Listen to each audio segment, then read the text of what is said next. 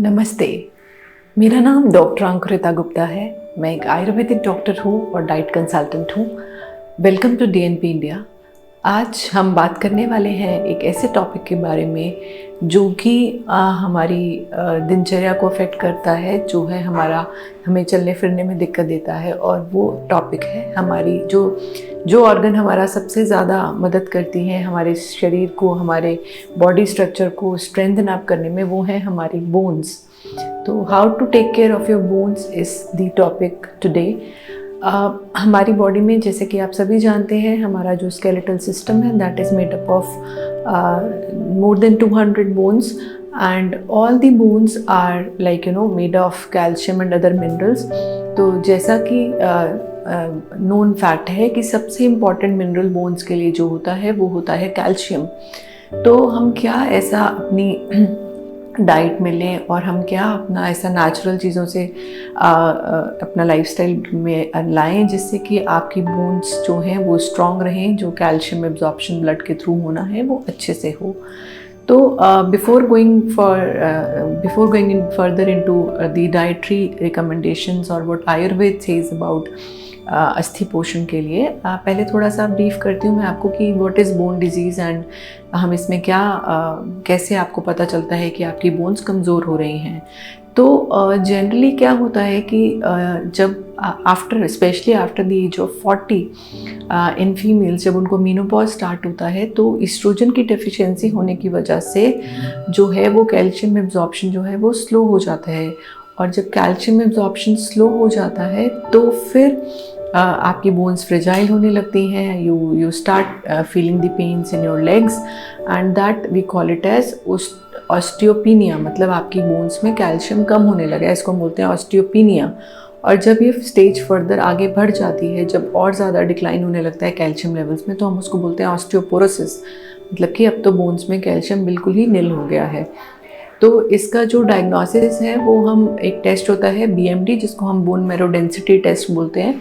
BMD test के through आपको पता चलता है कि आपकी बॉडी में ऑस्टियोपीनिया है, ऑस्टियोपोरोसिस है या कैल्शियम नॉर्मल है। तो इसकी रेंजेस होती हैं जब आप टेस्ट कराते हैं। अगर आपकी बॉडी में ऑस्टियोपीनिया है तो जो बोन मैरो डेंसिटी है वो आपको एक फिक्स्ड रेंज में आकर अगर वो लेस देन 1 है तो आपको पता चल जाता है कि आपकी बॉडी में डेफिशिएंसी शुरू होनी स्टार्ट हो गई है। And then just consult some doctor for that treatment. तो इसमें जो है वो आयुर्वेद क्या कहता है और आयुर्वेद के हिसाब से हमें क्या डाइट लेनी चाहिए उस पर हम बात करते हैं। बेसिकली आयुर्वेद में अस्थि को एक धातु माना गया है। रस रक्त मांस मेद अस्थि मज्जा शुक्र। सो अस्थि इज़ अ धातु as per the Ayurveda. And जो भी हम खाना खाते हैं उसका जो भी हमें न्यूट्रिशन एसिमिलेशन होता है वो धीरे धीरे वाया ईच धातु अस्थि तक पहुंचता है। तो the nutrition of that goes to the bones is through blood. So you have to take a nutritious diet, so that should comprise of good amount of calcium, number 1, vitamin D, number 2. So these are two important minerals which are very important for the bone health. So what are the natural sources of calcium and vitamin D? So calcium generally comes from milk products, few nuts. So these are good amount green leafy vegetables, soya, paneer. So these are very good sources of calcium that you should include in your daily diet. Vitamin D comes via sunlight, the most important source. Other than that, it is present in those who take fish oil, mushrooms, oranges. So these also do have good amount of vitamin D, few nuts. So you should be taking good amount of all these things in your daily diet. You have to refrain yourself from taking too much of salt or too much of sodium in your diet, because that helps. Sodium जो है वो क्या करता है, जो आपका ion exchange है blood का वो डिस्टर्ब कर देता है। और हाई सॉल्ट डाइट से जो आपकी बोन्स हैं वो वीक होने लगती हैं। सिमिलरली अगर आप अल्कोहल ज़्यादा लेते हैं, स्मोकिंग ज़्यादा करते हैं या सोडा का इंटेक ज़्यादा करते हैं लाइक कोल्ड ड्रिंक्स में, या फिर अदर दैन दैट डायरेक्ट आप ड्रिंक्स के साथ में सोडा लेते हैं, उससे भी आपकी बोन्स जो हैं वो वीक हो जाती हैं।